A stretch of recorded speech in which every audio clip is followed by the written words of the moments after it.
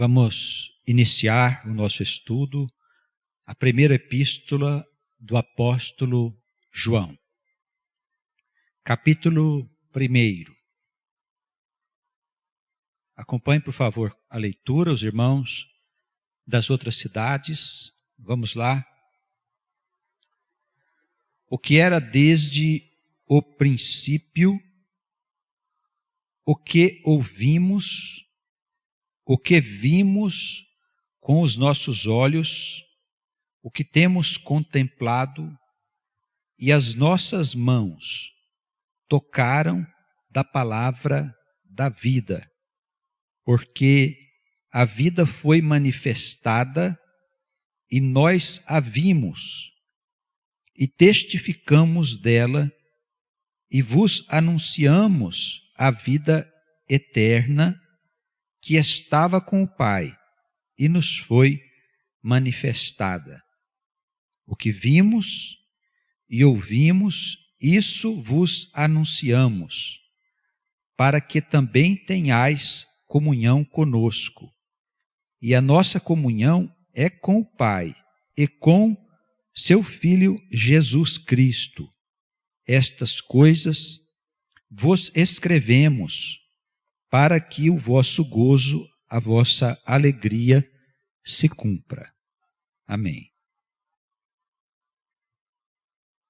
Nós sabemos aqui por este documento, por esta epístola, que o apóstolo João, ele tinha uma característica muito diferente dos outros apóstolos.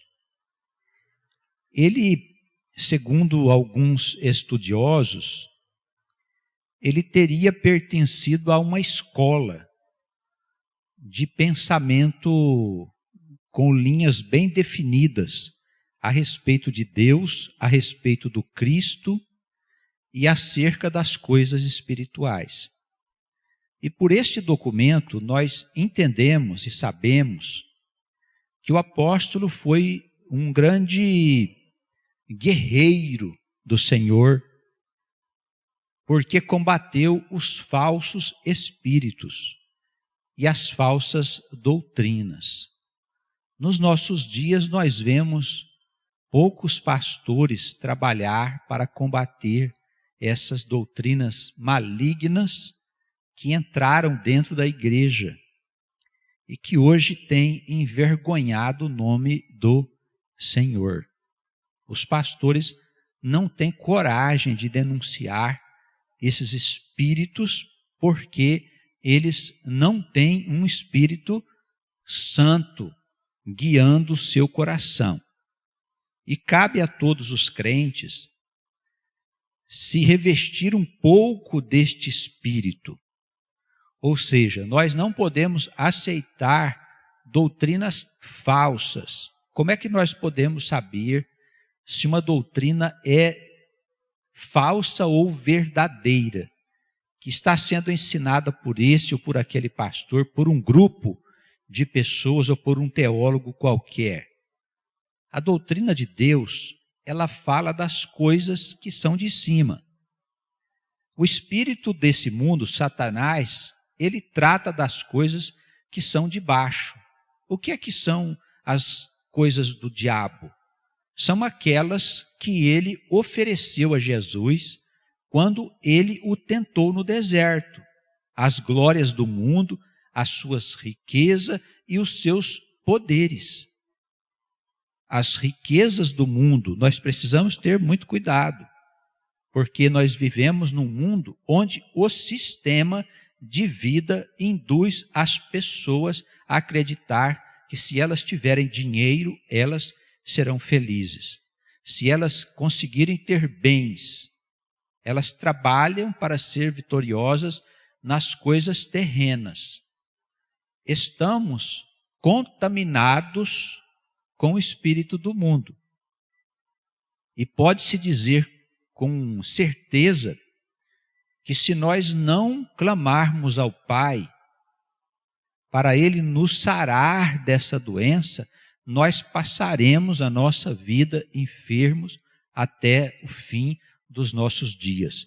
E podemos ter depois uma surpresa desagradável quando nós acordarmos do outro lado. Porque vamos perder a nossa consciência aqui e despertar depois de certo tempo na outra vida. E o que é que nos aguarda do outro lado? Temos que ter essa esperança de andar nos verdadeiros caminhos do Senhor. E com certeza os caminhos do Senhor não estão ligados às propriedades desse mundo, aos seus bens, aos seus poderes e às coisas que essas personalidades do mundo dizem que são importantes para a felicidade das pessoas. A felicidade no ponto de vista de Deus é muito diferente da felicidade do ponto de vista dos homens. Por isso temos que examinar bem a Escritura e ajudar a combater os falsos espíritos e as falsas doutrinas que se enfiaram dentro da igreja evangélica cristã. E João foi um grande lutador, ele foi um grande guerreiro, ele foi um apóstolo que combateu de maneira árdua e dura os espíritos mentirosos. Havia doutrinas falsas de diversas naturezas, e João foi um grande guerreiro nesse sentido, um grande lutador, um homem que defendeu a verdade como ele a entendia nos textos sagrados. Esta introdução, ela nos quer mostrar que houve uma manifestação de Deus bastante incomum com a vinda do seu Filho. O nascimento de Jesus, ele é um evento sem igual em qualquer tempo da história conhecida. Tanto que ele separou os tempos entre antes dele e depois dele. Não é uma passagem importante, relevante da história apenas, mas é a maior passagem que nós tivemos relacionada com a manifestação de Deus entre os homens, quando ele enviou o seu Filho amado para que ele viesse tirar o pecado do mundo. Então João disse que aquilo que era desde o princípio e o que foi ensinado e as coisas que foram vistas com os olhos das testemunhas, né? As coisas que temos contemplado, isso tudo é a vida que Deus enviou através do seu Filho. Mas estávamos vivos, como ele poderia enviar vida? Estávamos vivos fisicamente, mas mortos por causa do pecado. Jesus Cristo, ele é o portador da vida. Não é o Espírito Santo que porta a vida, viu, irmãos? Quem porta a vida é o Filho de Deus, que por intermédio do Espírito Santo, ele a comunica a nós, porque a vida vem de Deus. E Jesus Cristo, ele é o porta-voz desta vida, o portador, aquele que trouxe a vida dos céus para os homens que estavam mortos. Jesus é a única luz existente nesse mundo. Ele é a luz verdadeira. As demais doutrinas e filosofias nasceram desta luz, de alguns raios desta luz. Porém, Jesus é a plenitude da luz. E João, aqui nesse documento, ele procura nos mostrar que Deus, ele é a luz que se manifestou no mundo por meio de Jesus Cristo. A vida foi manifestada e nós a vimos, fomos testemunha desta vida e anunciamos a vida eterna, que estava com o Pai e nos foi manifestada. Todas estas coisas fazem parte da vida cristã, da vida do homem e da mulher que faz parte do povo de Deus, daqueles que encontraram em Jesus Cristo sentido para a sua vida, para a sua morte, para a sua eternidade. Nós encontramos nele este sentido e por isso nós temos que anunciar estas boas notícias. Precisamos ser testemunhas como foram os apóstolos, como foram aqueles que viveram com o Senhor. Dar testemunho fazendo O quê? Anunciando a vida eterna. E anunciar a vida eterna não é fácil, porque nós estamos falando de vida após a morte. Quando se fala de vida eterna, não é vida depois da ressurreição da carne. É vida depois da morte. É existência espiritual. Você vai continuar existindo do outro lado, de posse do seu corpo espiritual, que toma a forma do seu corpo carnal.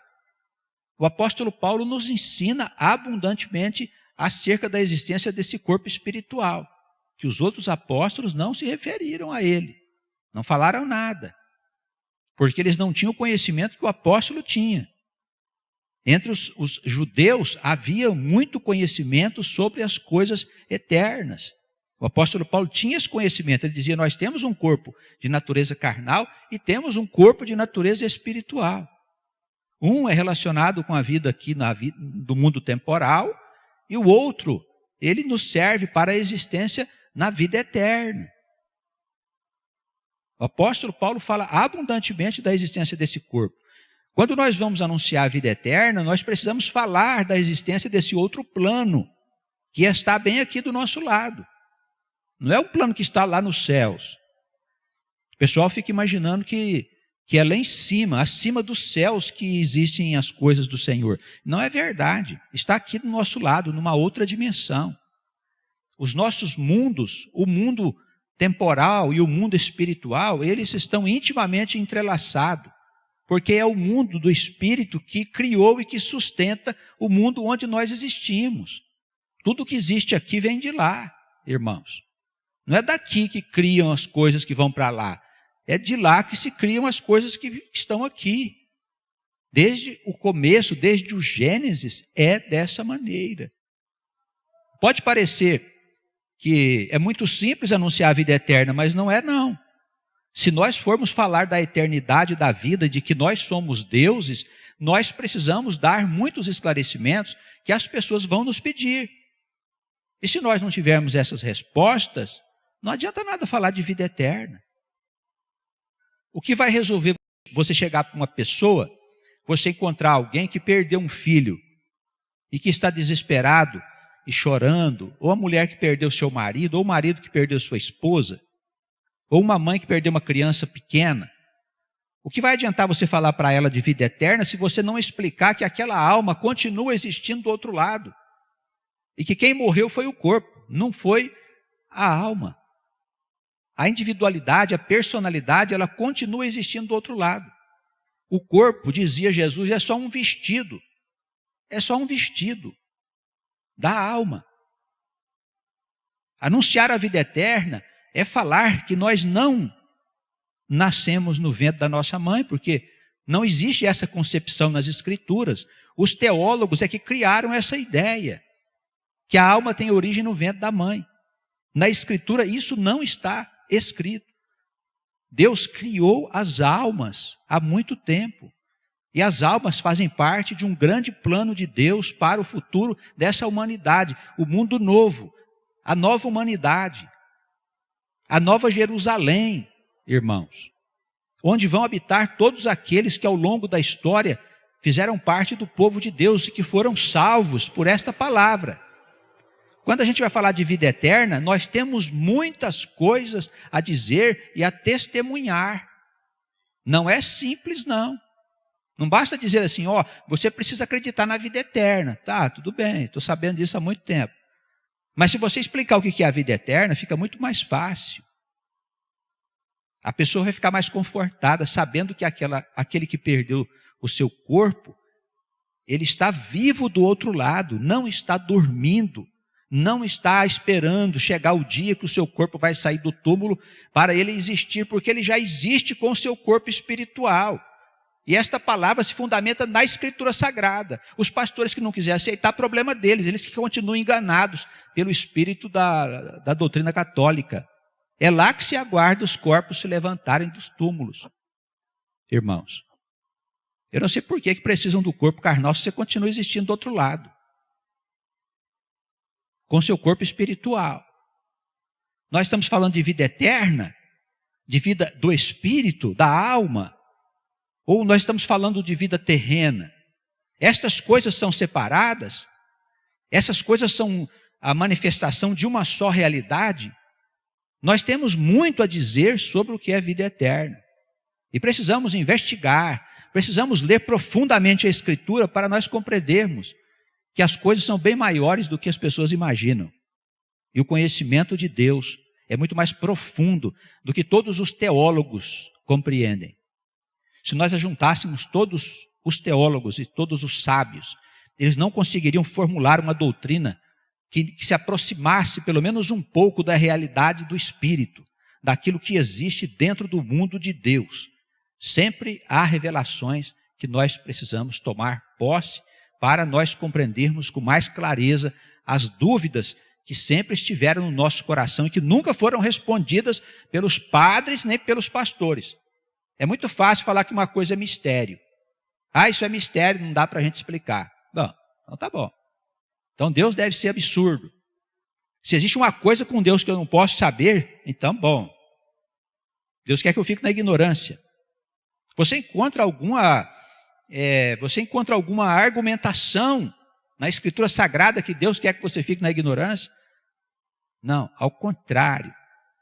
Você encontra instruções desde o Gênesis, que quando você tomasse posse do conhecimento, você seria como Deus.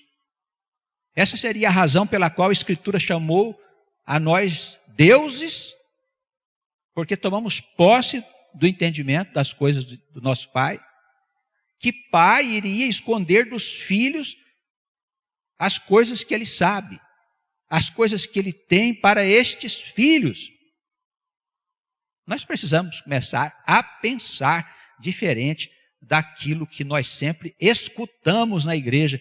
E olha, pode ter certeza, nunca atendeu aos anseios do nosso coração. Não adianta você falar para mim que uma coisa não tem explicação.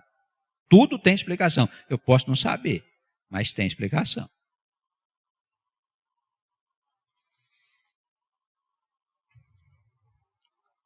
Ele diz que as coisas que nós vimos, ouvimos e anunciamos nos traz comunhão. E para não parecer que essa comunhão é apenas uma comunhão de homens, nós temos muitas sociedades aqui na Terra e organizações que são doutrinas, são regras que foram estabelecidas e deram origem pelos homens.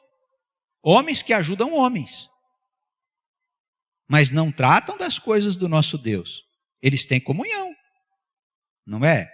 Tem algumas organizações aí que convidam os homens mais importantes da sociedade, mais ricos, mais honestos, mais justos, para que eles possam fazer parte da sociedade deles. Aí eles ajudam uns aos outros lá e fazem as suas obras de caridade e tudo mais. Eles têm comunhão uns com os outros. Mas tem um detalhe. O apóstolo fala que a verdadeira comunhão, veja só o que ele está falando aqui no versículo 3. Para que também tenhais comunhão conosco. E aí ele fala, a nossa comunhão é com Deus, com o Pai. Através de quem? Através de Jesus Cristo, que é o elo que nos liga ao Criador. Então não basta ter uma sociedade onde os homens são irmãos e tem comunhão entre eles para se ajudarem na sobrevivência dessa vida terrena. É respeitável, não estamos falando que não são respeitáveis essas organizações que procuram ajudar os homens.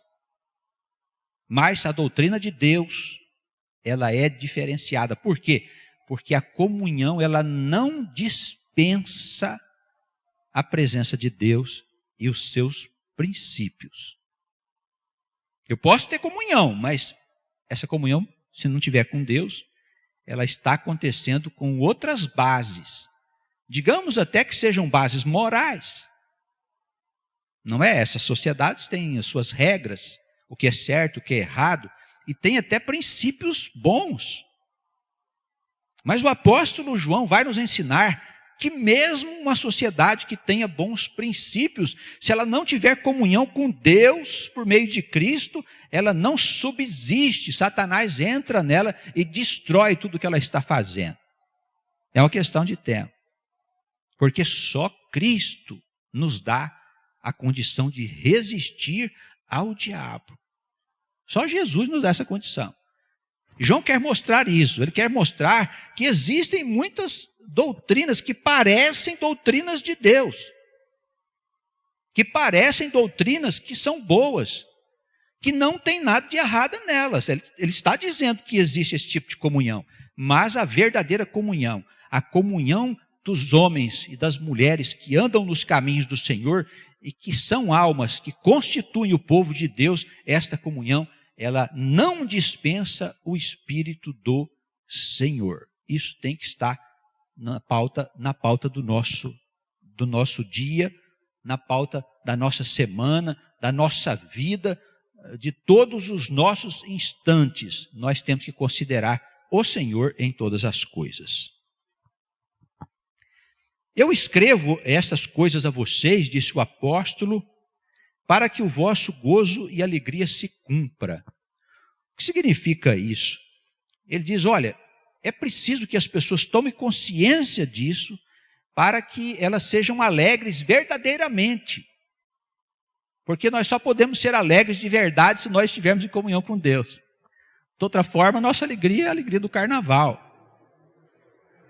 Momentânea, movida pelo quê? Pela liberdade de fazer bagunça, pela bebida, pelas músicas que impulsionam aí com a ajuda dos espíritos brincalhões e embusteiros, impulsiona essa alegria frívola, passageira, daí a pouco ela acaba. E o homem precisa de outras alegrias. Ele não vive um estado de alegria constante, porque essa alegria do mundo, a carne, ela se enjoa dela. Chega uma hora que a pessoa não se sente mais em condições de ficar alegre no meio daquela confusão, aí ela passa a usar droga, para ver se alguma coisa estimula a sua alegria. E daí vai adiante, adultério, prostituição, loucuras de toda a ordem, como a gente vê acontecer quando as pessoas resolvem soltar os seus instintos numa festa dessas aí, como é o carnaval aqui no Brasil. Tá bom? Olha, não tem nada contra, você gosta, quer sambar, quer pular, faça como você quiser. Mas o povo de Deus não deve se envolver nesse tipo de festividade. A mensagem que dele ouvimos e vos anunciamos é a seguinte, versículo 5, Deus é luz e não há nele trevas nenhuma. Se dissermos que temos comunhão com Deus e andarmos nas trevas, nós estamos mentindo e não praticamos a verdade. Veja bem, Deus é luz, mas é a luz que ilumina a escuridão, a ausência da luz física, da luz do sol, da energia elétrica, das lâmpadas. Ele não está falando dessa luz e nem dessa escuridão. Ele fala aqui da escuridão espiritual. Ele fala aqui da ignorância que o homem tem da verdade. Andar em trevas é andar sem saber para onde está indo. O mundo tem isso. Porque o mundo, ele se deixou envolver nesse espírito de apostasia. E quem facilitou isso? A ciência, que deu ao homem condições de criar muitos produtos e coisas, que deu a ele um sonho de que ele pode um dia ser feliz através dele mesmo. E o homem deixou Deus de lado e começou a pensar que ele pode fazer tudo sem Deus. Apostasia. Por isso o mundo está andando nas trevas, na escuridão espiritual. E quem caminha no escuro não vai demorar muito, vai cair no buraco, não é? Vai para o abismo. Eu estava vendo ontem uma entrevista num canal de notícias de Portugal e estão fazendo um movimento lá hoje a favor da eutanásia. E muitos intelectuais, autores de livros, o pessoal lá que é entendido, estavam dando a sua opinião. Eu fiquei ouvindo algumas opiniões lá, né? As opiniões todas se fundamentam na ideia de que o homem é matéria e que o homem tem o direito de fazer cessar a sua vida quando ele já vê que não existe mais vida a ser vivida. Então eles acham que o homem pode pedir, olha, me tira a vida, eu estou cansado de viver, estou doente, estou velho, não aguento mais ficar aqui na cama já há tanto tempo suportando esse sofrimento. Materialismo, apostasia, pessoas que não sabem o que é a vida. Mal sabe o pobre indivíduo que do outro lado, ele vai continuar existindo com os seus tormentos. A morte do corpo físico não vai tirar o sofrimento que ele está tendo no hospital. Ele vai arrastar para lá esse sofrimento, irmãos. E ele vai se posicionar numa região espiritual chamada morte, que os católicos chamaram de purgatório. Um lugar onde a alma fica sofrendo por muito tempo. Sabe-se lá por quanto tempo o indivíduo vai ficar por lá com seus tormentos, dos quais ele pretendeu se livrar quando ele estava lá na cama. Só Deus pode fazer cessar a vida a hora que Ele quer, porque Deus é Senhor da vida. Isso não são pessoas ignorantes, não. São pessoas ignorantes das coisas de Deus. Pessoas sem fé. Ora, irmãos, nós sabemos que as pessoas morrem por diversas coisas. Uns morrem subitamente, sem qualquer tipo de sofrimento. Outros passam um certo tempo sofrendo. Outros passam muito tempo sofrendo. Uns sofrem de uma coisa, outros de outra. O que é que nós sabemos da Escritura? Que a vida não é uma experiência de gozo. É uma experiência de ajuste. Que a alma não nasceu ontem, a alma é velha, traz com ela a sua cruz. E a cruz, você não pode se livrar dela, a não ser vivendo com Cristo. Não tem jeito. Se você fugir da cruz, ela te procura. Como dizia o salmista, onde é que eu vou esconder-me da tua face? Se eu for para o inferno, tu estás lá. Se eu subir aos céus, tu estás lá. Se eu for lá para o outro lado do planeta, você está também. Acha mesmo que se você pedir para o médico fazer cessar a sua vida, você vai apagar?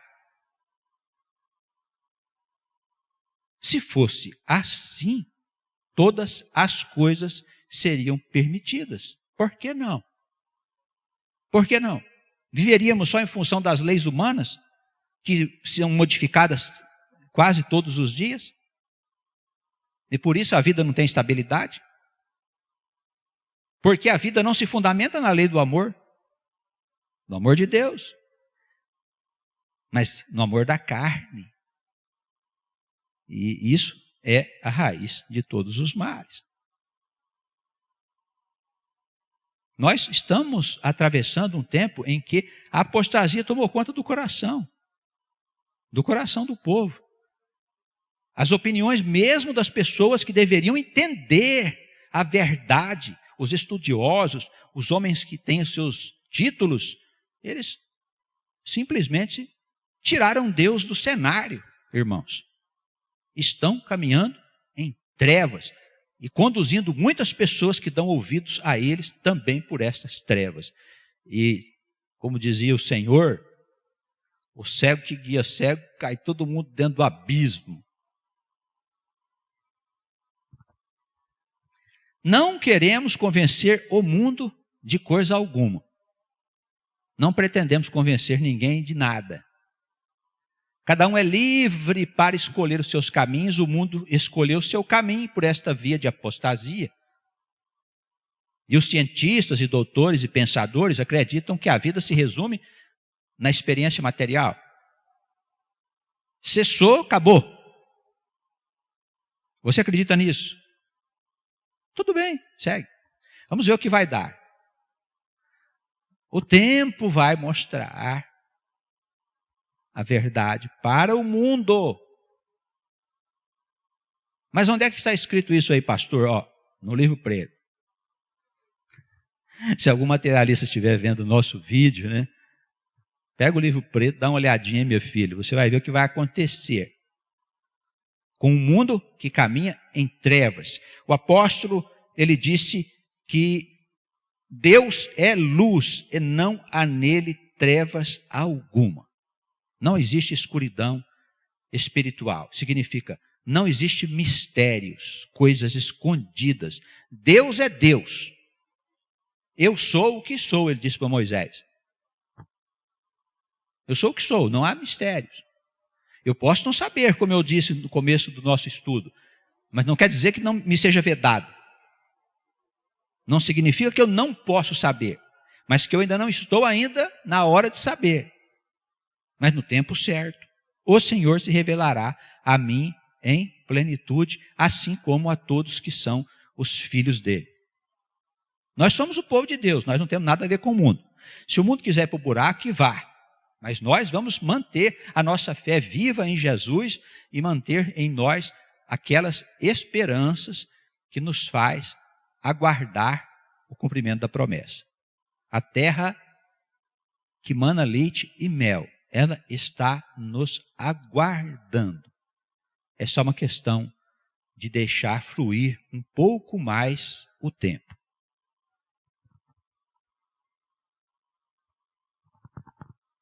A partir daqui, nós vamos ver que no capítulo 2 também, ele desenvolve esse pensamento de que Deus é luz. E alerta a igreja, olha, se você tem luz de verdade, você não pode andar na mentira. A experiência é pessoal, preste bem atenção nisso. A experiência é pessoal, ninguém pode te salvar. A não ser Jesus. Mas se você for mentiroso, você não anda na luz. Jesus não vai te salvar. Mentiroso. O que quer dizer mentira? Se dissermos que temos comunhão com Ele e andarmos em trevas, mentimos e não praticamos a verdade. O que quer dizer mentir? É não ser verdadeiro.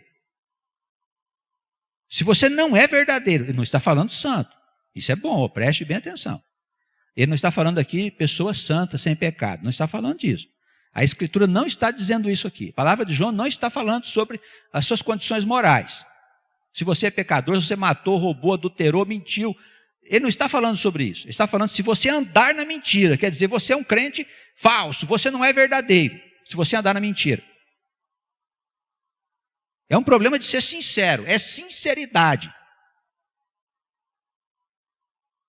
Se nós falamos que somos filhos, se nós falamos que cremos em Jesus, que Ele é o nosso Senhor, Salvador,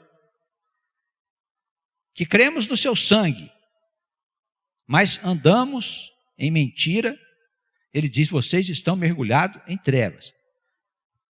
É isso que a igreja precisa saber. Às vezes, os crentes gostam de conversar, querem discutir os seus problemas, a sua vida e tal, tudo mais, e quer saber onde é que está a solução.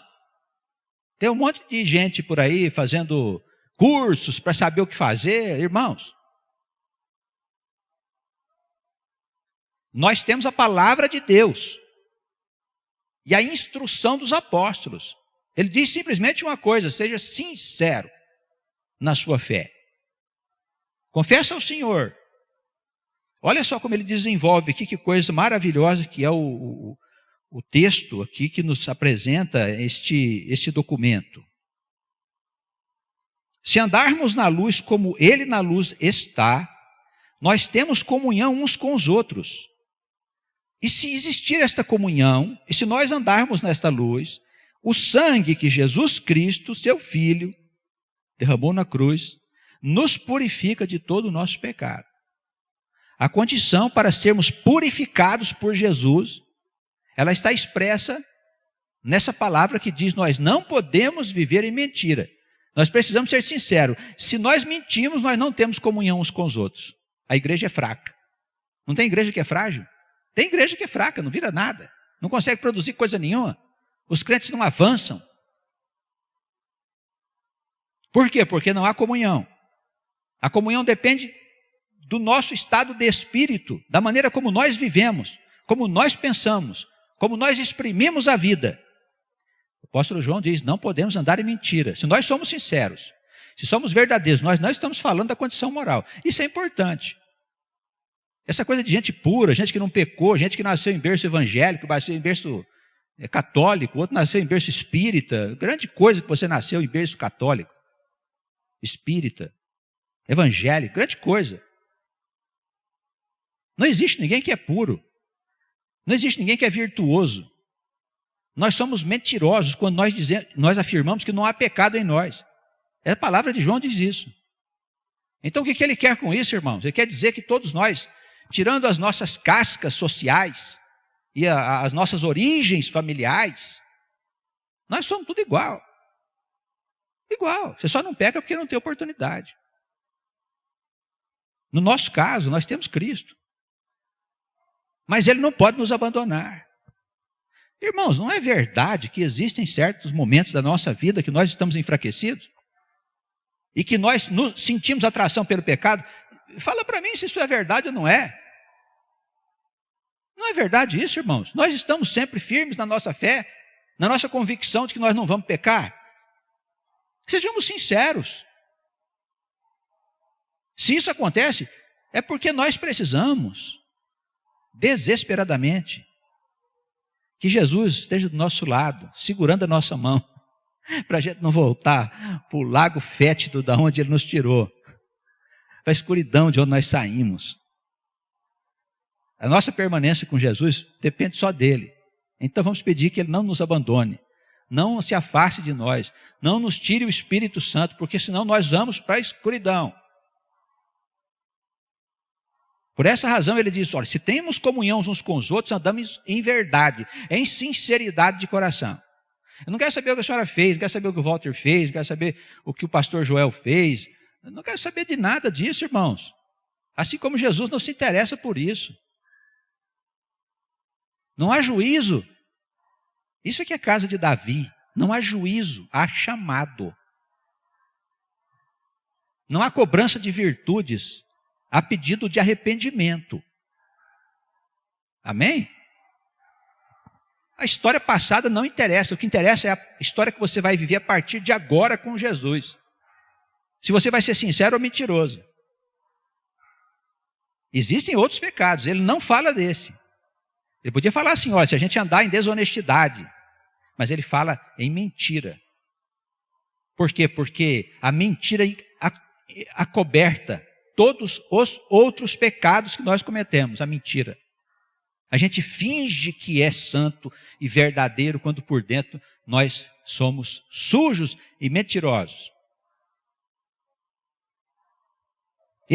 O apóstolo, ele aprofunda o seu pensamento, irmãos, dizendo, olha, a luz é a verdade que está em Deus. Seremos purificados, seremos perdoados dos nossos pecados. O que é purificar? É apagar as faltas. Se nós andarmos na luz. Senão o sangue de Jesus não tem poder. O poder do sangue de Jesus só existe sobre aqueles que andam na luz, na verdade, na sinceridade dos seus corações. Mas, na mentira, o sangue de Jesus não significa nada para o mentiroso. Absolutamente nada. Os seus pecados não são purificados. Se dissermos que não temos pecado, enganamo-nos a nós mesmos, não há verdade em nós. Daí é bom, viu, irmãos? Vamos fazer um esforço para que a palavra chegue a esses que se julgam virtuosos. Nós temos aí algumas doutrinas, né, que ensinam isso. Você precisa ser uma pessoa virtuosa, precisa se educar. Autoeducação, eu acho legal demais. Autossalvação, o cara se salva. Então você se salva, você está dispensando Jesus? Então tá bom, vai firme, meu amigo. Vamos nos encontrar ali adiante. O diabo vai se divertir com você.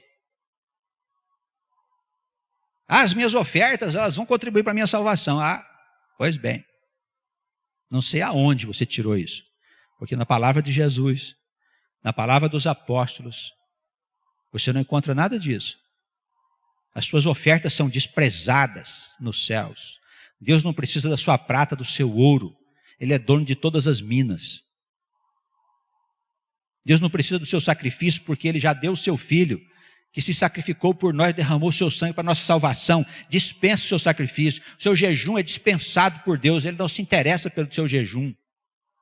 Quem faz jejum é vaidoso, acha que por si mesmo, por se sacrificar, pode conseguir coisa com Deus. Consegue com Satanás, não é com Deus não. O Senhor despreza o teu jejum, despreza as tuas obras. Você não é nada perante o Senhor. Reconhece isso que Jesus te salva. Enquanto nós achar que nós somos alguma coisa, irmãos, estamos com o nosso coração dominado pela vaidade.